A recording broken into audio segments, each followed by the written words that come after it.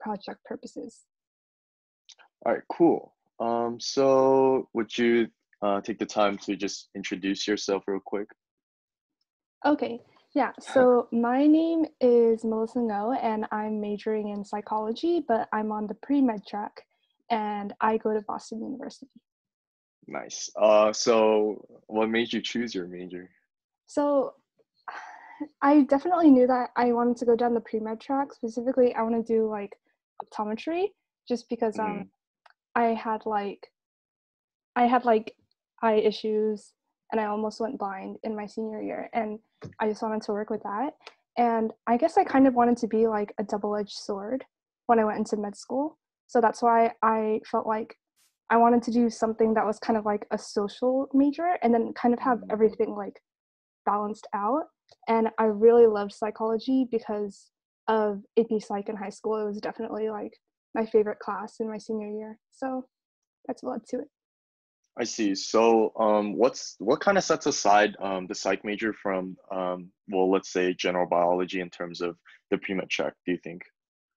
Okay, well, definitely it's like a lot more social, and psych, it does have like a lot of theory involved and stuff like that, but I feel like it's like a lot more relatable and it's a lot more like easy to apply to other people.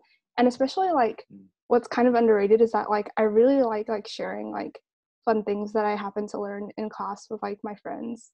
And yeah, in general, just a lot more relatable.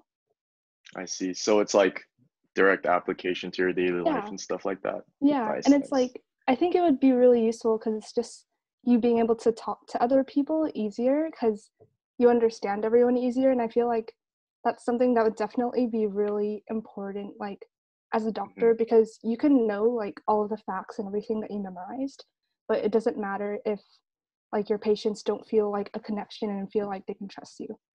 Right, right. The communication is very Yeah, important. yeah, definitely.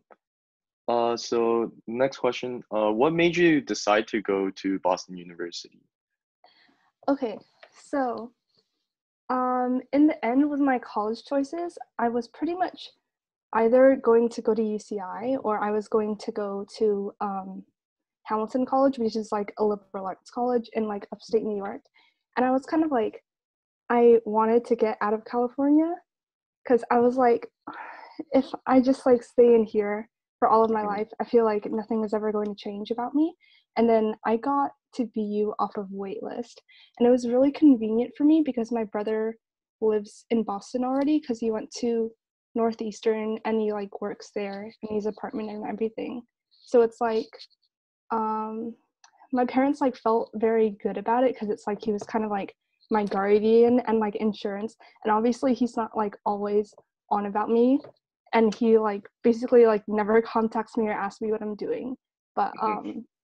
yeah, in terms of like freedom, and I feel like I got that a lot when I got to BU, and I think that that's like by far what I appreciate most about it. I see. Well, as for me, I actually did want to stay in state Mhm. because of like certain like well, I was really scared to go out of state and experience like a life that's very independent, especially from my parents and my family. And so did you personally have any fears or such that kind of maybe you were reluctant about going to the east or no? um I guess definitely everyone's always afraid of the weather if you're moving Right, from the right, west right. coast to the east coast. Yes. And because I had my brother, then he kind of like warned me about everything and was like, you should buy like this coat, like don't buy a cheap coat, like buy something that's going to last you and something that's actually going to take care of you. He told me like this one story that was like in his first year in Boston, then he didn't buy a pair of snow boots. And Oh. so he was like walking in sneakers to classes, and like snow would fill inside of his shoes, and then he would get to class and the snow would melt, and then he would just have wet Oh socks for the rest of the day. no. And that like it sounds so trivial to have wet socks, but it's literally like the worst thing in the world. Right, right, right. Yeah, Yeah. yeah. So yeah, weather-wise, in terms of like being independent, that did like scare me a little bit because I'm the youngest child of three, Mm-hmm. So I pretty much like always had everyone telling me what I'm supposed to do. Like Right. yeah, like everyone saying like, don't take this class in high school, do this, get involved with clubs, you shouldn't do this, but you should do that. And now it's like I can do whatever I want whenever I want. And even though that's really like enlightening and something that feels very good to have, at times it can still feel kind of scary. I see. I see. Do you have any advice for maybe students that are interested in going out of state and like that adjustment process that you went through? Okay, yeah, well, it's like going out of state, it seems really scary at first, but like once you get adjusted to it, which I think is only going to take like a few weeks, like basically once you get like a central friend group and you have people that you can relate to, especially other people that came out of state, then it Hmm. becomes really easy just to be there. I see. I see. Um, so how do you feel about well, we're trying to diverge away from the college and more into your high school. So during that college application process, um, how did you really feel about it? And like, do you have any like personal opinions on it and stuff like that? So okay, I'm gonna start talking about this. Okay, I actually had to write like a paper on this earlier, Hmm. like last semester in spring semester, but Interesting. basically I ended up writing okay, so I had to we had to write a first like an essay on something that we were unsure about ourselves, Hmm.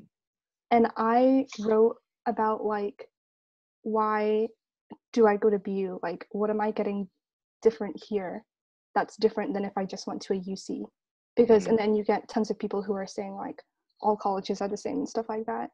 And then after that we had to write another paper that was like what is something that your high school could do to remedy that so that you wouldn't have to like go through that struggle.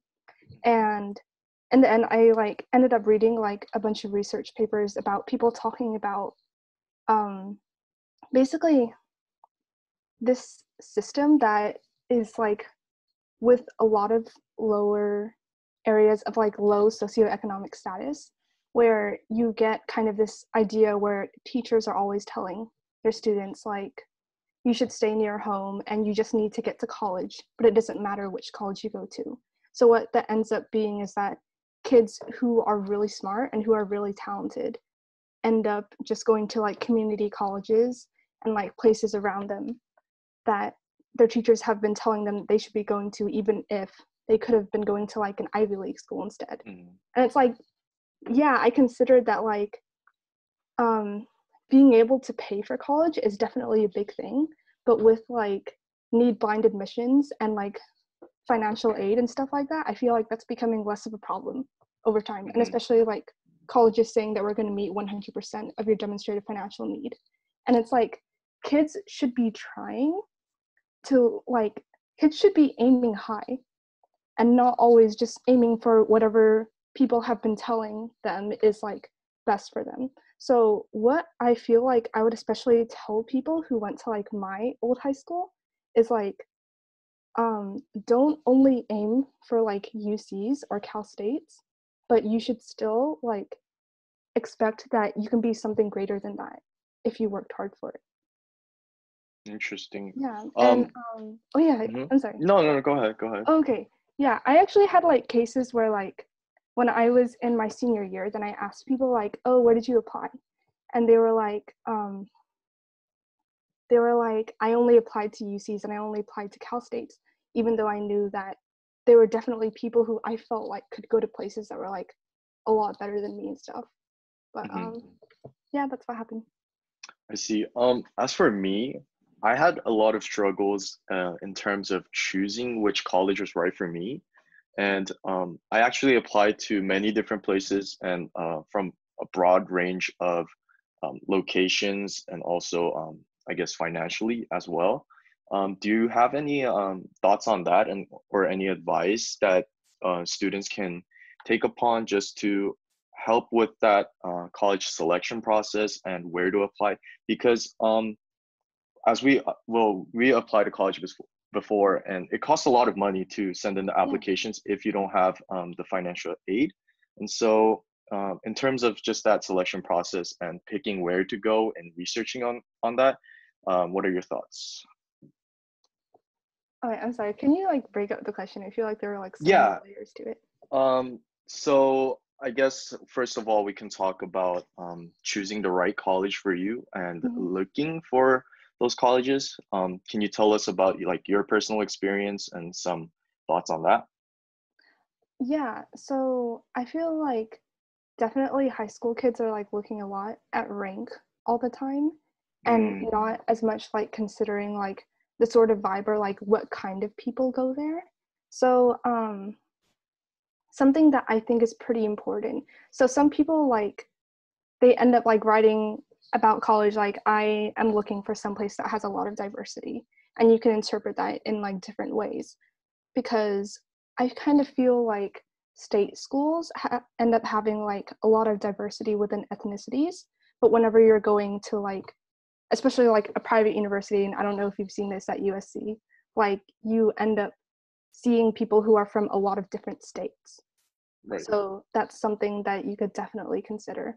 And in terms of like seeing what's the right fit for you, obviously don't like always look at rankings all the time. Um, Something that I like only recently got into when I started going to BU is that I ended up like always being on the BU Reddit page. And Hmm. it's just like seeing what kind of things matter the most to people when they bring things up on there. Um, I don't know if Reddit is like the best medium for you to like find out about the people there, but I don't know. It just like gives you a better sense of community. That's very interesting. Yeah, I mean, yeah, I guess just feeling that vibe is very important, and especially because it's a community that you have to live in, and so it's very important that you adjust and you know what you're getting into. So in terms of your school and the activities that you do there, can you tell me about some of the extracurricular commitments that you're a part of and some that you're active in? Yeah. So I was just in my freshman year just now, and I'm doing summer classes now, but I am in the anime club and I'm secretary for that now. And I feel like it's very comforting to have like a lot of people who share the same interests as you, especially because not a lot of people watch anime. And it's just like something that's a very chill activity. And then also, I'm in undergrad public health association, and they actually talk about like really interesting things there. What I like is how they bring up things that normally you're not going to like pay attention to in class, and a lot of really cool statistics and stuff. And I yeah. see. Um, do you like as for personal stories, do you have anything to tell about the pre-med route and some of like um, I guess some of the problems that you faced or that was on your mind that you want to share? Okay, sure. So, I don't know if like this is the case for a lot of colleges, but especially at BU, Chem 101 is considered a weed out class, Mm, which means like 200 kids, no, like 500 kids end up coming in, and at the end it's like only 100 are left standing. And right. a lot of people don't expect that when they go to college, and a lot of kids like walk in. I mean, I just finished like my freshman year, so it's entirely possible that I could like change my track and everything that I do Hmm. next year. But like a lot of kids come in thinking like pre-med is my thing. I'm gonna be a doctor. I'm gonna be there, easy money, like real Uh-huh. fast. But it ends up not working out. So I would say like I don't want to discourage people from going pre-med, but just like be ready for it. Hmm. Also, I guess my case is a bit unique because I'm a psych major, but I'm still in pre-med, and usually people like expect like bio majors and chem Right. majors to be going pre-med. But I feel like um what you would find like different or unique about like people like me who would like end up majoring in like poli sci or something that's like completely different is Hmm. that just because we have a different major doesn't mean that we are not similarly passionate about like going pre-med. Because if you That's think true. about it, like if you're a bio major, then like all of your classes line up very well with the pre-med track. But Mm-hmm. me, I'm doing psych, and on top of that, I have to do pre-med. So Right. actually, I'm fully loaded, and I already planned out everything, and I'm gonna have to overload in junior year. And I Mm-hmm. wouldn't do that if I wasn't passionate about going pre-optometry. Right. Right. I guess like a lot of people don't realize that a lot of these pre-med that are not typical like chemistry or bio majors, they have their own personal interests on top of the pre-med interests, but Yeah. that doesn't mean that it's like, you know, stronger or one takes priority over the other. It's just these are the interests that, you know, individuals have. And well, I'm a gen bio major at USC, and I'm on the pre-med track as well. And Okay, I'm sorry if I I insulted you or no, no, no, something. no, no. Okay. It's completely fine. But I just I thought it was interesting if you could just tell me how like your day-to-day life is like at your school, because I know I don't have a life at USC, to be honest. I just live in the library, but you know, I'm guessing that you have some interesting stories about your daily life there, and it would be great if you could share that. I feel like now that I'm thinking of it, I feel like it's pretty hard to like think of some really crazy story off the top of my head. Oh, or Um, it doesn't have I to be feel so crazy, just boring all of a sudden. Okay. Um, uh, I usually plan my classes to be around like 9 a.m. or 10 a.m. So hmm. it's like more chill and like waking up, I guess. So usually like um dang, I'm like thinking of like something fancier to say than like I wake up and I go to classes and I eat and then I go out and then I see my friends. Oh, Um that's perfect. I mean, it's just like I want some people to know just some typical life of college students, and it doesn't have to okay. be anything special, especially because we're pre-med and we're very committed in our classes. Mhm. And yeah, I just like general day-to-day life basis, just what you do throughout the day. That would be perfect. Okay. Yeah, well usually I just Hmm. like I wake up and I get ready for classes. I usually don't eat breakfast because I just hate breakfast foods with a passion. I think that they're like so boring. Like it's so limited. I don't understand why anyone Uh-huh. would like breakfast. But I don't eat breakfast. I just walk out the door. BU is basically like one long like it's basically a college where it's all along one street. So it's like Hmm. your classes, you're basically on one side of campus and you just walk this way and Okay. then you turn left or right and that's all you do. It's like basically impossible to get lost. But also what a lot of people do is that they'll take the train that goes right along the middle. So Hmm. if I'm lazy, then I'll take the train. But if not, I'll just walk.